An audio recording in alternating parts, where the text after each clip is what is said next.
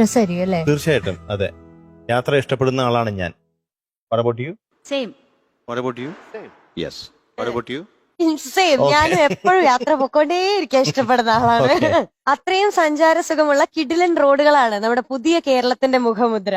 ദേശീയപാതാ വികസനം ഉപേക്ഷിക്കാൻ വരെ തീരുമാനം എടുത്തിരുന്ന ഒരു സാഹചര്യത്തിൽ നിന്നുമാണ് ഈ വികസനം ഇപ്പൊ സാധ്യമായിരിക്കുന്നത്. ദേശീയപാതാ വികസനത്തിനൊപ്പം തന്നെ മലയോര ഹൈവേ, തീരദേശ ഹൈവേ, റിംഗ് റോഡുകൾ, ബൈപ്പാസുകൾ, സംസ്ഥാന റോഡുകൾ, ഗ്രാമീണ റോഡുകൾ, അങ്ങനെ കേരളത്തിൽ അങ്ങോളം ഇങ്ങോളം മികച്ച റോഡുകളാണ് നിർമ്മിച്ചു വരുന്നത്. കാസർഗോഡ് മുതൽ തിരുവനന്തപുരം വരെയുള്ള NH-66ന്റെ 6 വരി പാത എന്ന സ്വപ്നത്തിന്റെ ആദ്യ റീച്ച് തലപ്പാടി മുതൽ ചെങ്കള വരെ യാഥാർത്ഥ്യമായി കഴിഞ്ഞിരിക്കുകയാണ്. Thiruvananthapuram outer ring road, Ernakulam bypass, Kollam Chenkottai greenfield എന്നീ പാതകൾക്ക് മാത്രമായിട്ട് 2370.59 കോടി രൂപയാണ് കേരളം ചെലവിടുന്നത്. ലെവൽ ക്രോസ് ഇല്ലാത്ത കേരളം, മലയോര ഹൈവേ, തീരദേശ പാത എന്നിവയുടെ എല്ലാം നിർമ്മാണത്തിൽ മികച്ച പുരോഗതിയാണ് ഉണ്ടായിട്ടുള്ളത്. മാത്രമല്ല നമ്മുടെ സർക്കാർ പൊതുമരാമത്ത് റോഡുകളിൽ 60% BMBC നിലവാരത്തിൽ ഉയർത്തിക്കഴിഞ്ഞു. മിനുട്ടി, എന്തോ ചുരുക്കി പറഞ്ഞ നമ്മുടെ കേരളത്തിലെ റോഡൊക്കെ ഇപ്പൊ അടിപൊളിയായിക്കൊണ്ടിരിക്കുകയാണ്. അപ്പൊ